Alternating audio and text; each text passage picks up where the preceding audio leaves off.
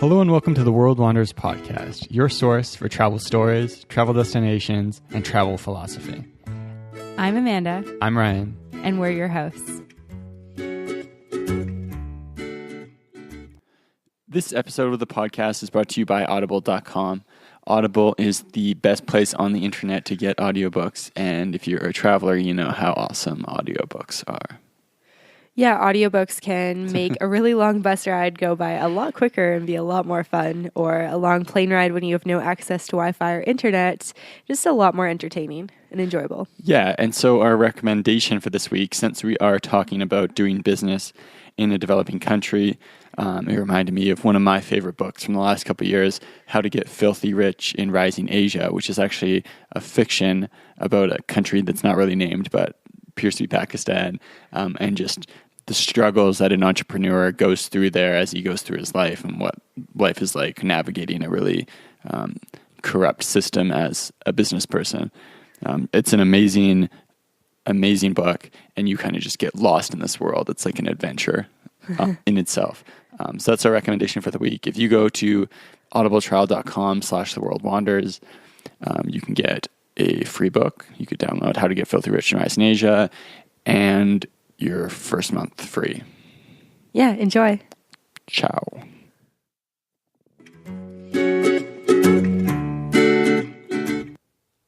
Welcome to another episode of the World Wanders podcast. Today we are very excited to bring you an interview with our good friend Fyfe Barraclough.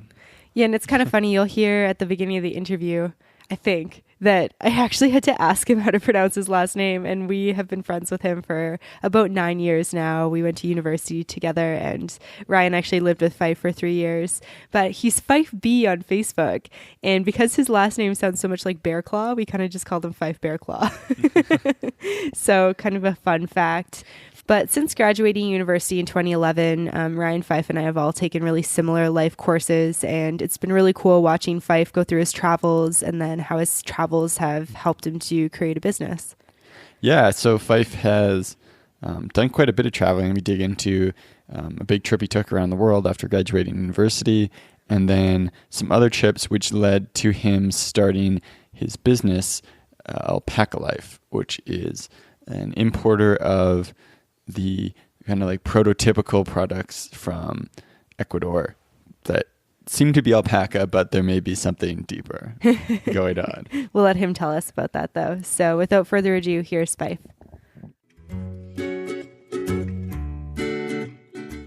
All right, so we've got our good friend Fyfe here. And Fyfe, I've known you for like 9 years, and I don't know if I know how to say your last name correctly. Is it Barraclough?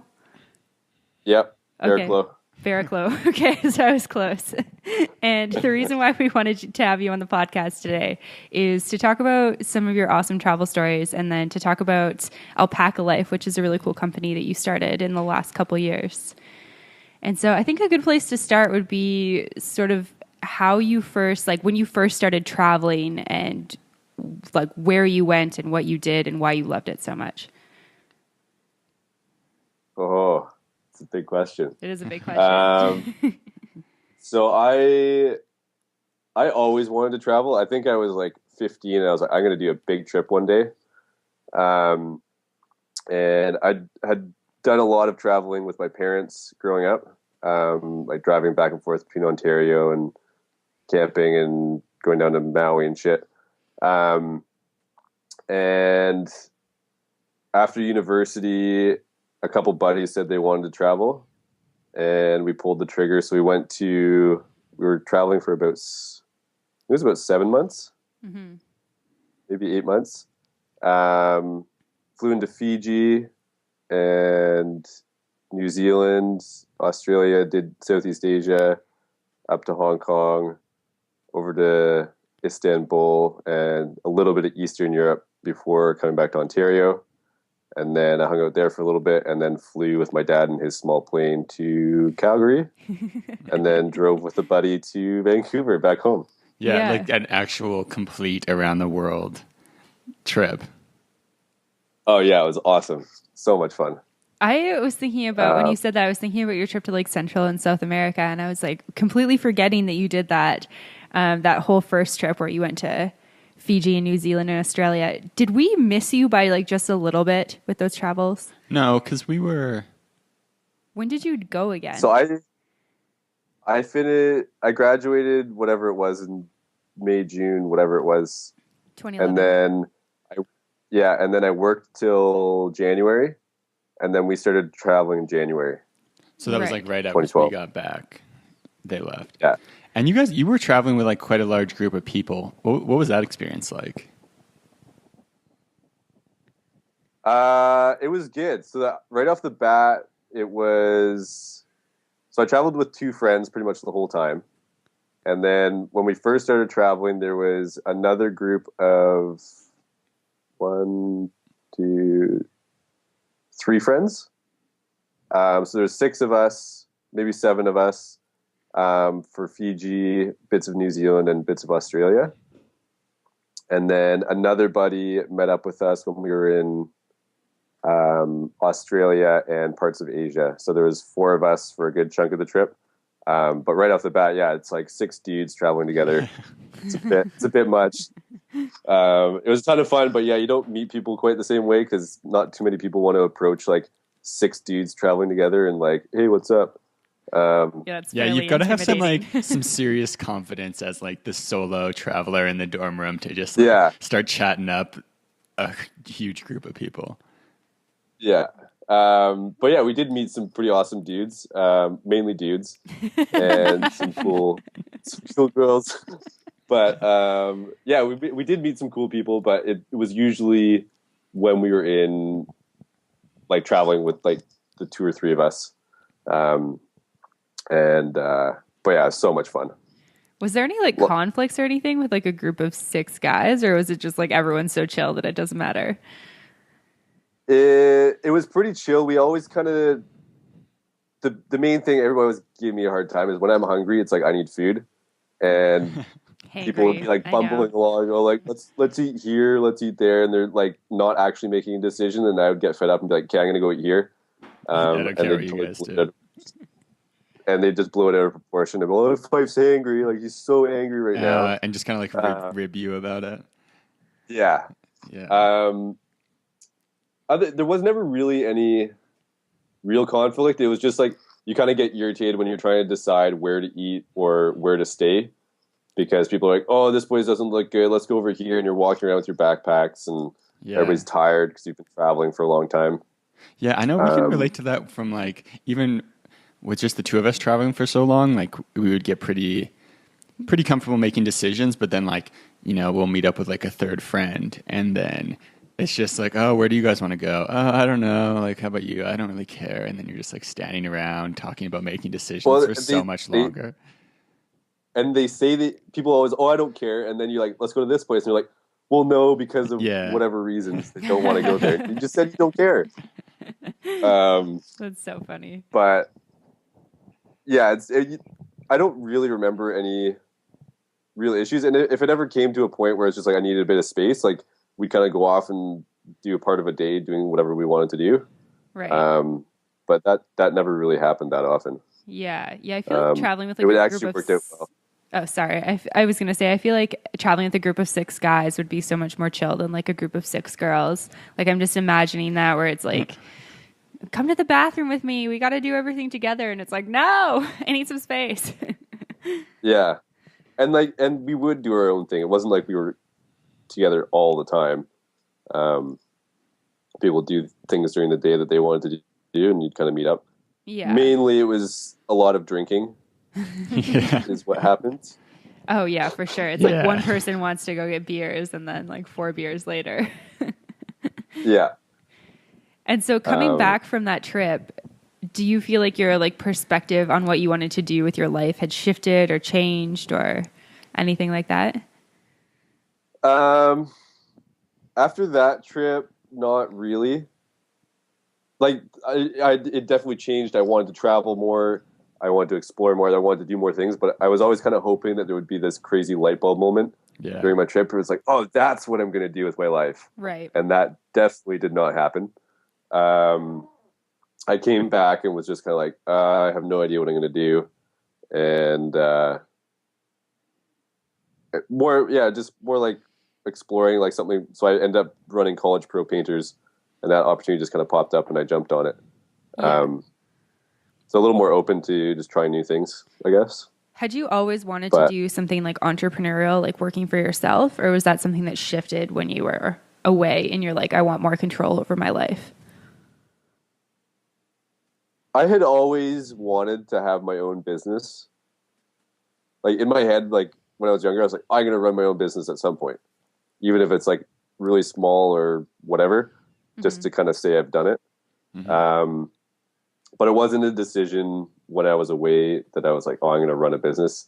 It just kind of, I was looking for work, and they offered up a franchise position, and it seemed like a good opportunity. So I decided to go for it, even though I had never painted a day in my life.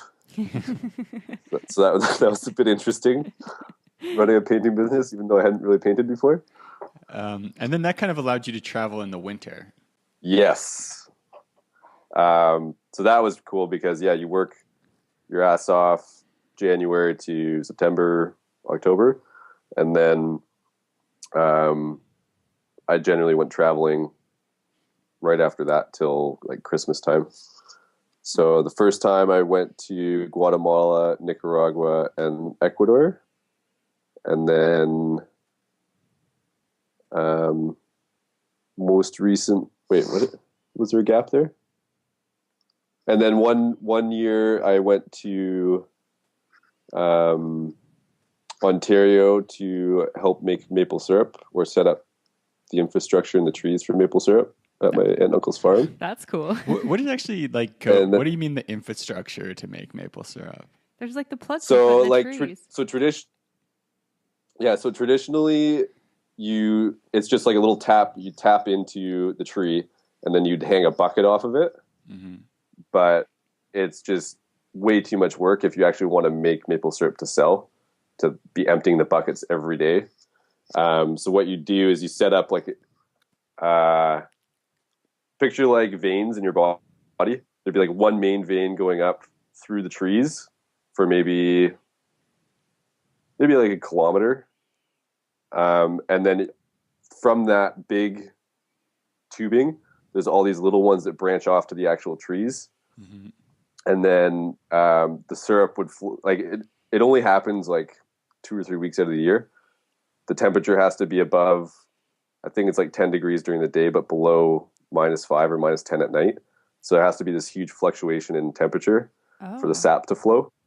But you have it set up so it just drains into the lines, into the main line, and then there's a big collection bin down at the bottom, and it's kind of like vacuum fed and gravity fed.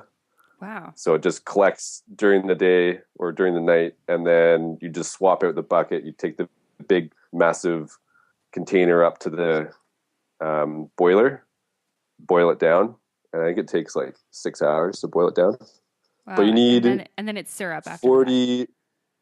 You need 40 liters of sap to make 1 liter of syrup. Wow! Holy crap! So much of it boils off. Yeah. That's crazy. I had no idea. That's such an interesting process. Did you feel like traveling to Ontario and having an experience like that was like, did it kind of like meet your need to travel, your desire to travel the same way like going to a foreign country does? It's different because that was more of like family, visiting family. I love being in Ontario. It was wintertime. I'd never really spent much time in the winter there.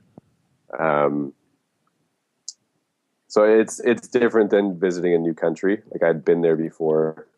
Everything was relatively, I had experienced before. It wasn't too new. Mm-hmm. But it was still something new. Like I'd never helped do that. Yeah. That's a really cool experience. That was cool. Yeah. That was a lot of fun. Something I've been thinking about more and more is like how to find like fun and experience within like my own backyard, I guess you could say. And like learning new things that you don't know about Canada, even though like you've lived here your entire life. And it's like, what have I not experienced in this country I call home? There's so much to do here. It's crazy. Yeah. I would love to go up north. My cousin's actually living in Nunavut right now. Oh, cool. It's so that's like on my. I don't know how long she's going to be up there, but I'd love to go up there. I'd love to do the Yukon. Like there's so many really cool places. Even just like within like a 4-hour drive of Vancouver, there's so much to do that I haven't done. Right. That's Yeah, like kind of the same as here. It's kind of funny. We like posted an episode about, I can't remember what the topic was, but it was something about like how we're like going remote and like going to travel Asia and work and do all this stuff.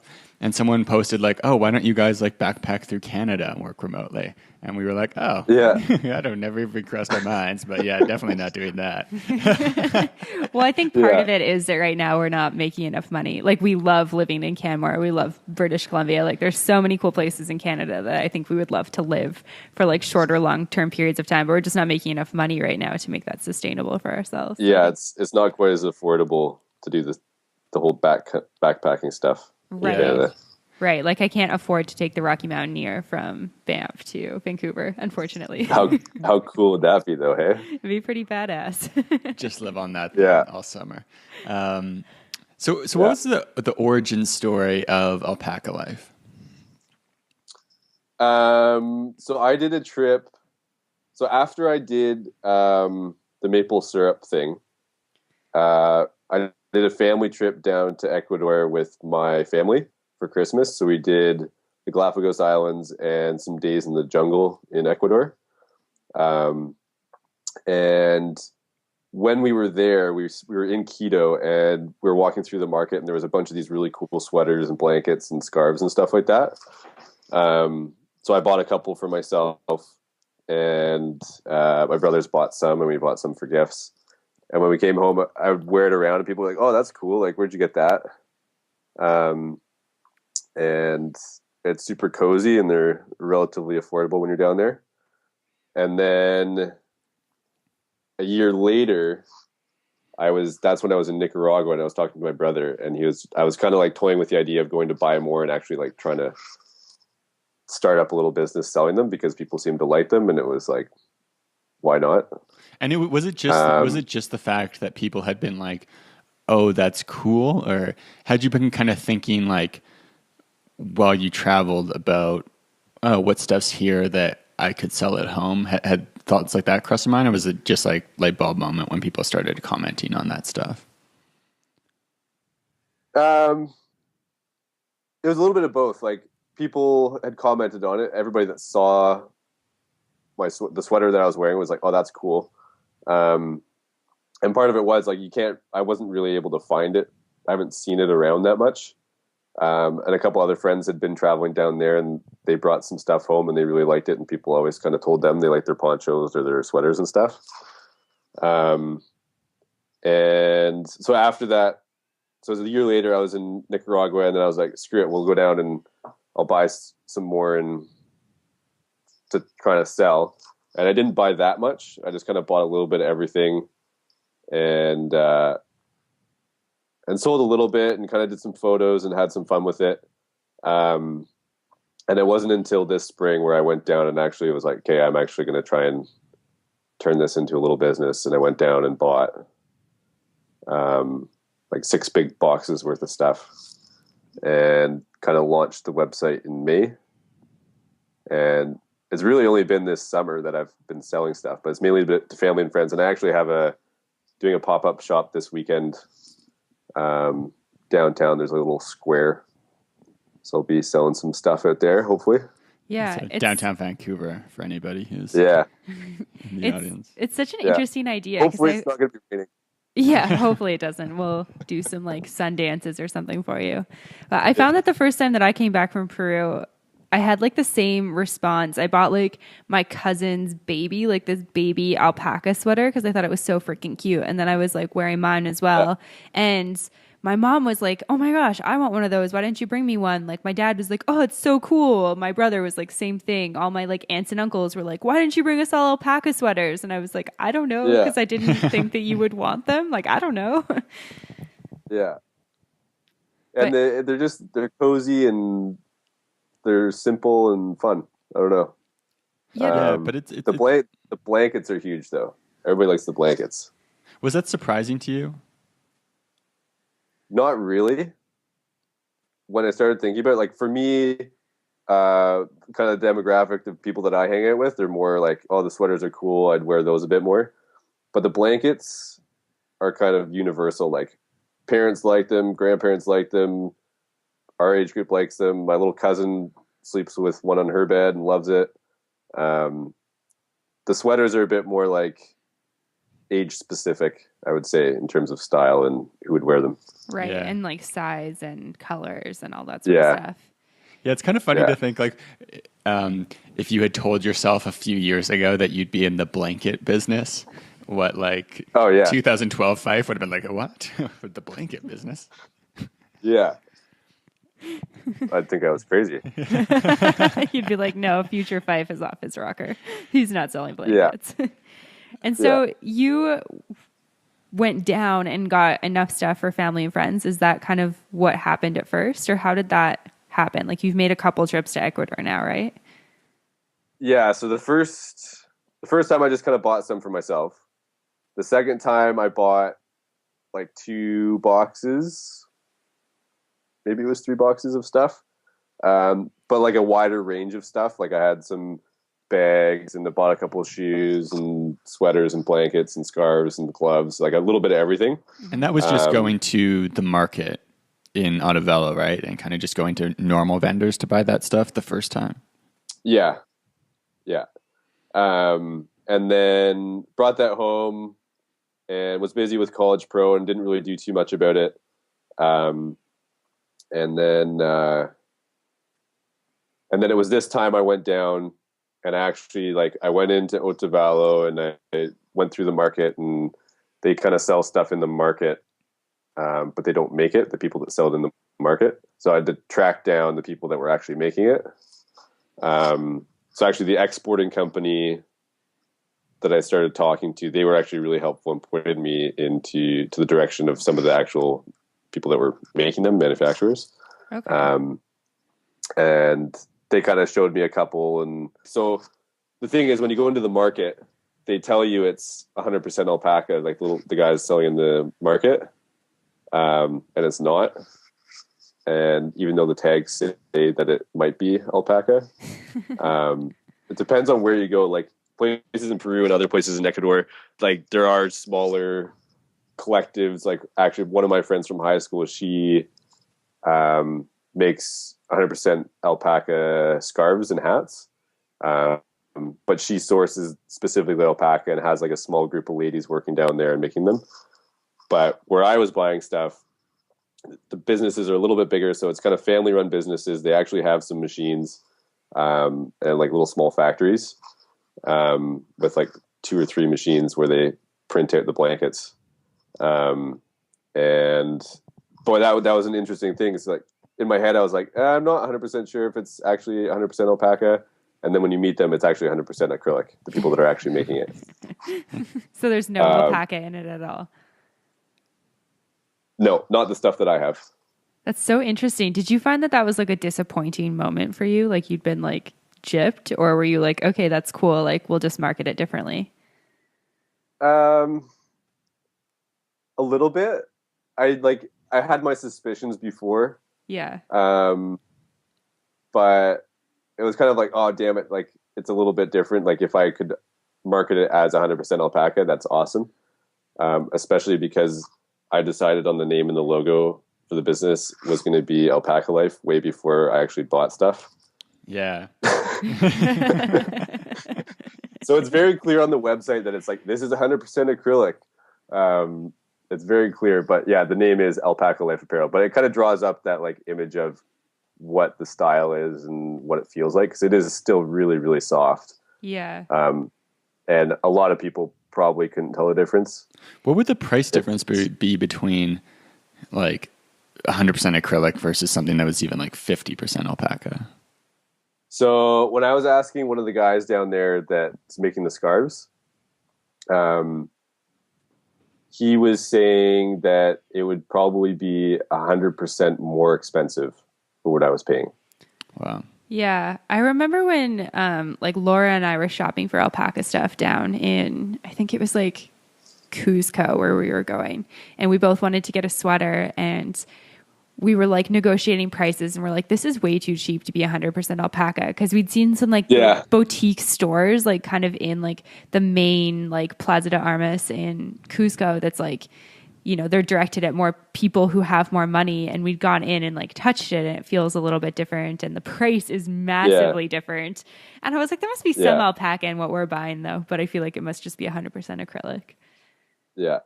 And it still feels really soft, but it's, it was going to be about 100 times more expensive. Wow.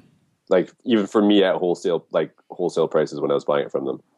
Right. And for them down there, like there's no market, like nobody would buy it down there where they were.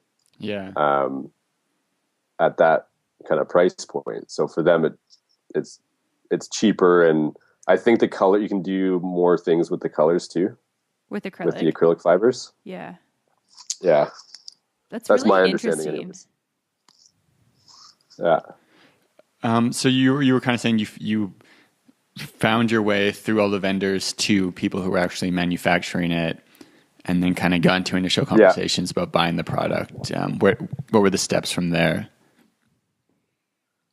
So I was there for about 2 weeks. So I showed up and was kind of walking around the market trying to pick out the ones that I like. Everything's kind of similar, but there's some that are different and nicer. So kind of picking those out, finding the exporting company that I could trust and actually communicate with. Like my Spanish is pretty shit. Yeah, I was going to ask you that. So it's enough for me to like, how much is this? Or like, what's this made of? And have very, very basic conversations.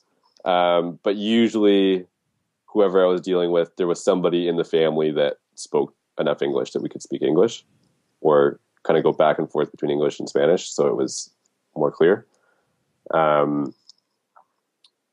And so the exporting company was really, really helpful.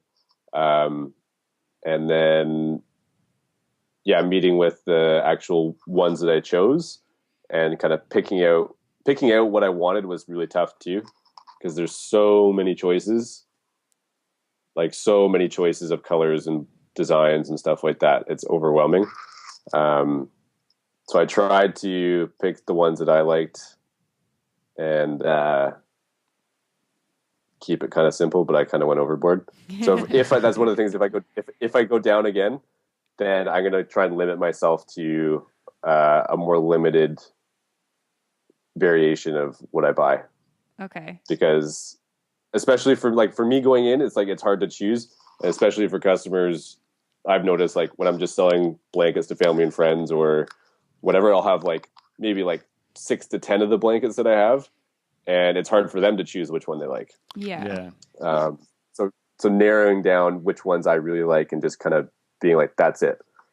Because otherwise it's too hard to choose. Yeah. And I remember talking to you at some point when we were, I think probably like in Calgary or Vancouver or something. And you were saying how you were going to launch the website first and put products up there to see like what there was demand for. Did you end up doing like setting up the business that way? Sort of. I have little to no website traffic, really. Like my online marketing is like hardly anything's happening with it. Right. So for me, it was more like I put a deadline on getting the website up because otherwise I would just take my time and not do it. Yeah. Or it wouldn't be just right or whatever, right? It would be like, oh, I need to do this first. And I put a deadline on it. It's like, I need to have this up. And then I can put it out there and friends can see it and they can see what I'm doing instead of me just talking about it. But I didn't really use that as a gauge for what people wanted as much. Mm-hmm. I kind of noticed that most of my sales have been point of sale, just with like my iPhone with a little card reader. Mm-hmm. But the one blanket that I was like, that's the one that's going to sell the most I sold out of that really fast. Okay. That's cool. So you've kind of got like, you've kind of like learned what people respond to. Yes. Sort of. It's hard. That's my issue is I had a pretty big variation of what I bought. But yeah, there's definitely some blankets that I had a feeling would do well because I liked them, and they did. So there was like a gray based blanket, and that sold out like right away. And then a couple other ones that I was like, yeah, these ones I think will do well, and they were gone pretty quick. Yeah. And in terms of bringing like a ton of alpaca back into Canada, or I guess like acrylic, not actually alpaca, but what's the process like actually getting that across the border? Because you're bringing more than you could just like bring in a backpack, I'm assuming, or in a suitcase. Yeah. So the first time I brought stuff back, it was under the dollar limit, so it was like gifts. This last time though, I was officially importing it. So that was a learning process in itself, because the exporting company handles the exporting papers, and they have all the documentation and stuff to send it out of Ecuador. But you need to actually do some work yourself to actually bring it in to Canada. So when I got back, it was just waiting at the cargo place. So you have to go get the paperwork from the cargo place, take it to border services. Mm-hmm. And it sucked. Oh man. It's like this old computer system where it's like blue screen and it's all like yes or no escape, and there's no other option. It's not it's like archaic computer system. It's like 1999. And it probably took, it was brutal. And there's not really anybody there to like tell you what to do. So a lot of people, if they don't know how to import, they use a customs broker, which I thought about doing, but I was like, screw it, I'll just try and do it myself. And so I was in there for about 2.5 hours. Wow. And you have to like look up the file name, and it took a long time to actually figure out how to do it. And then you print it out, you put like your documentation together and give it to the border guy. And then go through documentation. Because it was my first time importing, and because it was coming from Ecuador, which is near where a lot of cocaine and other drugs come from, they were like, yeah, we're going to have to tear apart your shipment and take a look. Oh, man. So I had to come back the next day, and they like went through everything. That's so brutal. But it wasn't that bad if you kind of know what you're doing. There was guys that came in and did it all in like 5 minutes because they knew exactly what they were doing. Meanwhile, I was going back and forth trying to figure shit out for like 2 hours. What an adventure. If you do it when I got it.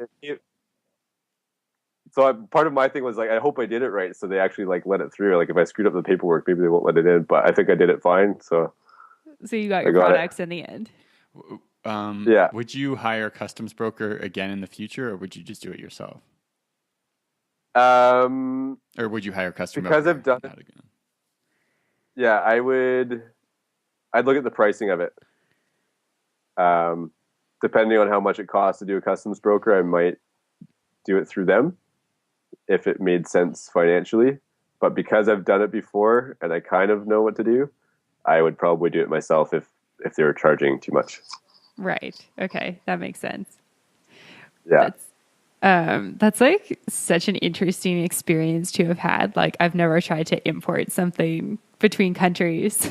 So yeah, it was a little bit nerve-wracking because I was doing all the paperwork on this end myself. Well, a lot of the exporting papers transfer over, but you have like specific tariff codes for things you have to look up. And I was like, I just hope I'm using the right tariff code, and if they look at what's inside and it matches up with what I put on the paper.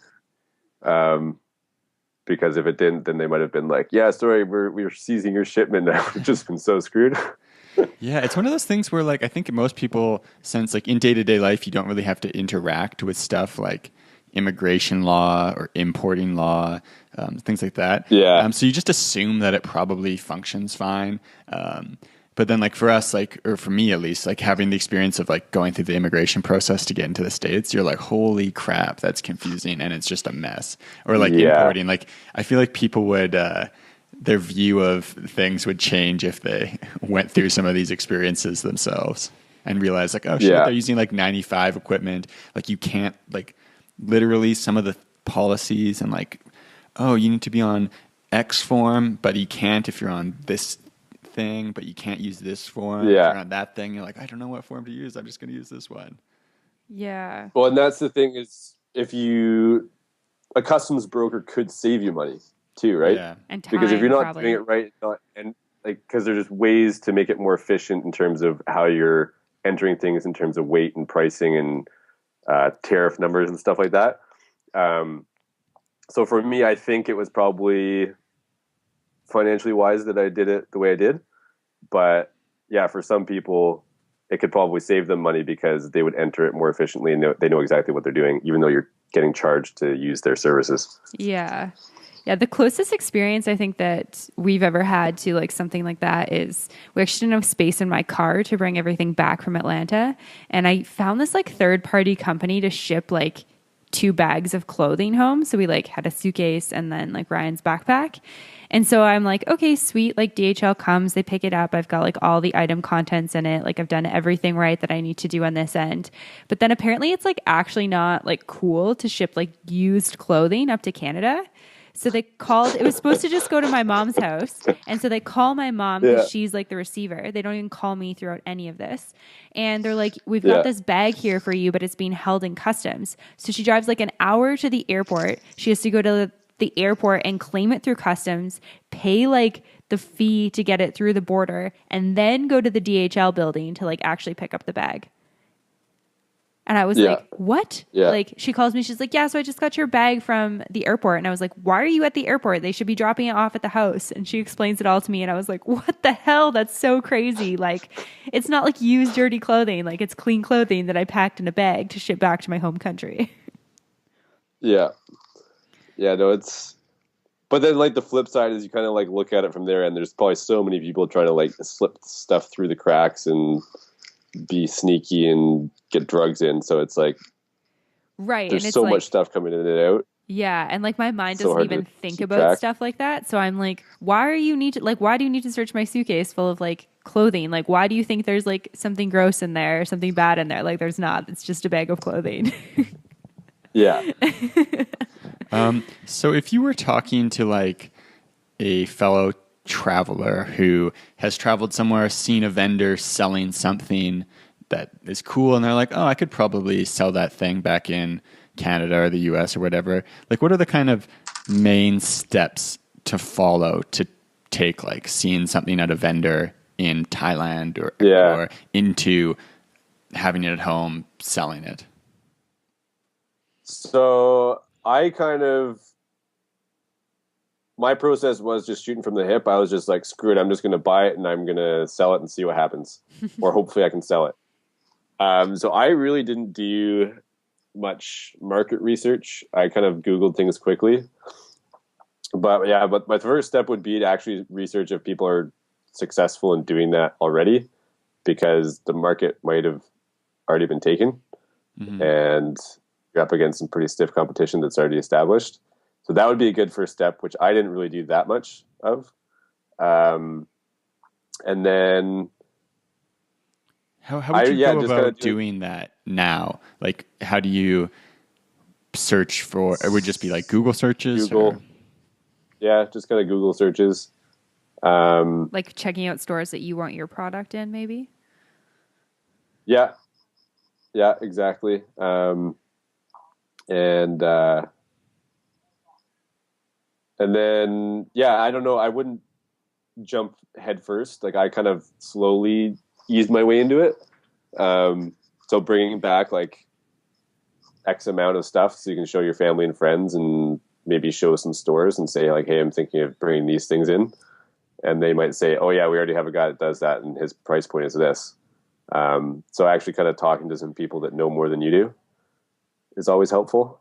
And that's something that I've always tried to do is so like building my logo and branding. I talked to a friend from high school and he helped me build that, talking to some other friends about actually choosing what framework or website building thing and just kind of all those things that I know absolutely nothing about, how to blog. I haven't really done that yet, but I talked to some friends about blogging and trying to create more website content. Like, I have really no experience at all, but like reaching out to the people in your network that do, and using those people in your network to help you out. Because I didn't know anything. So I just kind of used the people I have around me, and they helped me out, and hopefully I can help them out in the future. Yeah, that's definitely an interesting point to bring up, because it's like one of those things where sometimes I think people have this sort of idea in their head that they can't do something or create a business because they have no experience in it. But it's like you have this idea, like, who can you use in your network that could help you make that idea a reality? Yeah. And that's been actually like the most fun. I reconnected with the guy I played soccer with back in elementary school, and he's a photographer. So he did pretty much all my photos. My cousin works at Shopify, so she helped me get set up with the Shopify website. There was a guy that we met the first time we were in Ecuador, and he worked down there running a travel company, and I chatted with him a lot about what to expect and stuff like that. Down at that side of things, I met a Canadian guy when I was in that town buying blankets, and he has a really cool shop. Actually, I'll plug for him, JJ Leathersmith. And he makes these absolutely stunning leather backpacks and leather goods down there. Oh, cool. And he kind of helped me out. I hung out with him. And he kind of pointed me in the right direction when I was down there as well. But yeah, just really using everything you have and not being afraid to admit that you know absolutely nothing. Yeah. But it's been a ton of fun because people are always excited to help you out and want to see where it goes and stuff like that. So it's actually a lot of fun. And how do you go from seeing something at a vendor to having a relationship with a trustworthy supplier? So I still am not there yet. I went down, in person picked out the blankets that I wanted, and was there when they took them to the exporting business and put them in the boxes and shipped them out because I just wanted the peace of mind. So I talked to that exporting company, and it sounds like they have it set up with some other North American businesses where they, this could be lost in translation too, but I'm pretty sure what happens is, say if I'm up in Canada, I wire money to the exporting business, and then I email the blanket company and say I want 30 blankets of these varying variations, and the exporting company will pay the blanket vendor as they're packing it. So it's like they can't. If I tell the exporting company to expect 30 blankets, and there's 30 blankets, the exporting company will pack them and then pay the vendor or the manufacturer. So that kind of makes it safe business for both sides, like for both parties. Yeah. And like the thing is, like, they want repeat customers, right? So my understanding is there are some businesses that have it set up, and they just kind of message and say, hey, we need a bunch more of these. Can you send them up? And they have a good working relationship because it's good for both sides. You have a bunch of repeat customers that just send you an order instead of searching for new customers all the time. It's just good business. And they seem pretty savvy enough and sharp enough that they're not going to screw you over because they want you to come back. So just because somebody else is doing it like that doesn't mean I'm going to right away.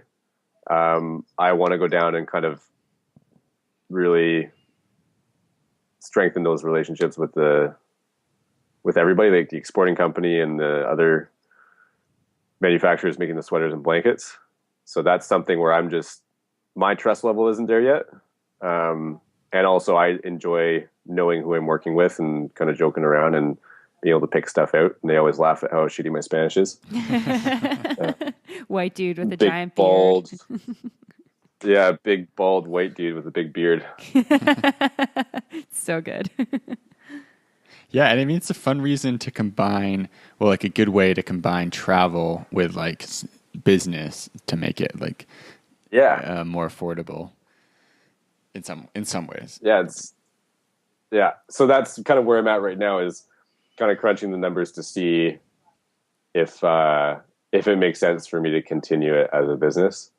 So there's a lot of expenses and stuff like that. So right now it's been an excuse to go down and travel and have some fun and learn how to build a website and sell stuff. But now it's actually getting into like real business. Like, am I going to make money doing an accounting assessment, a very simple one of sorts, to see if it makes sense. And then kind of taking it from there. Yeah. And do you think that you'll continue running Alpacalyfe just like as a side project regardless? Not necessarily. Like, if I look at the numbers and I'm like, I am only going to break even, I probably won't. I've always, when I started this, it was kind of like, this is like more learning. I didn't treat it as I'm going to make money off this. I kind of treated it as this is like another bit of schooling for me. Mm-hmm. Yeah. And it's totally been just that. Like, I've learned so much. I've got to meet a bunch of cool people. I've got to travel. So it kind of ticked the list, or crossed off everything on the list of what I was doing it for. And now the reasons I'm doing it for are changing to, okay, I'm not going to keep doing this if I'm not going to make money.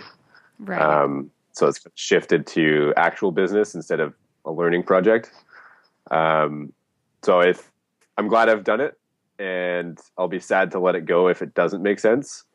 I am hoping it does, because I'd love to keep doing it and grow it and kind of see where it goes. Yeah. But it's kind of in this limbo area right now. And that's what I'm kind of figuring out over the next couple weeks, is whether to pull the trigger on it or just kind of let it go. Okay. Well, that's cool. Yeah. But like, either way, I think it's really cool. And I completely on board with what you're saying about just having it be an education experience. Like, you learn Absolutely. so much and like build some cool relationships with people in a different country. And then also just like the entrepreneurial mindset. Like, so many people go places, and like traveling gives you a good perspective on what's working in some areas, but maybe you don't have at home. And people are like, oh, I wish this was back in Canada. But it's cool to be like thinking entrepreneurially and be like, oh, this would be cool in Canada. Like, I'm going to do it. Like, let's see how this goes. And that's kind of what I did. It was like, this would be cool. This would be fun. Like, why not? Why wouldn't I? Because at the very least, I knew I'd be able to break even. And that was good enough for me because of the learning I got out of it. And it's been a ton of fun too. Yeah. So it's a total win in my eyes, for sure. But yeah, if I'm going to continue to put a lot of effort and time into it, then I want to make sure that I'm making some money off of it. Yeah. Yeah. I think that makes sense for sure. Like, I think that's something that we've talked about with our entrepreneurial endeavors as well. Like, you can do something for fun for a while, but at some point, if you're investing so much time and energy into it, it's nice to get something back from it outside of just like the learning and the connections. Yeah. Because that learning connections is great, but in the end, you got to pay the bills. Yeah. Like, you do need to make some money. Right. And so have you been doing College Pro on the side of this as you've been like sort of growing Alpacalyfe, or? When it first started, yes. But I did not do College Pro this year. I stopped doing the painting franchise this year.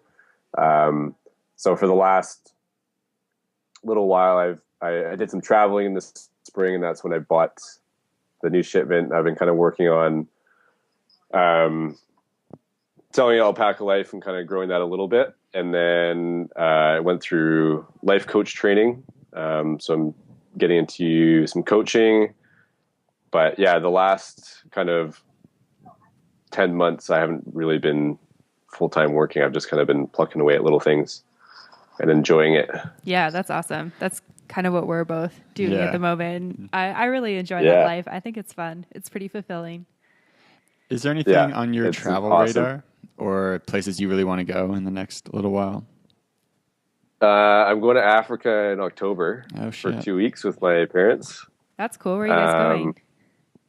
So we're flying in. We're going to do, I forget which is going first, but we're going to Swaziland. Nice. My parents have been there a couple times, and they're kind of involved in this orphanage town, doing some volunteering and kind of getting the town to be self-sufficient.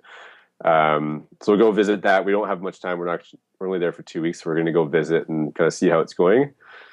Do a safari in Kruger for a couple days, and go to Cape Town as well. Nice. That's awesome.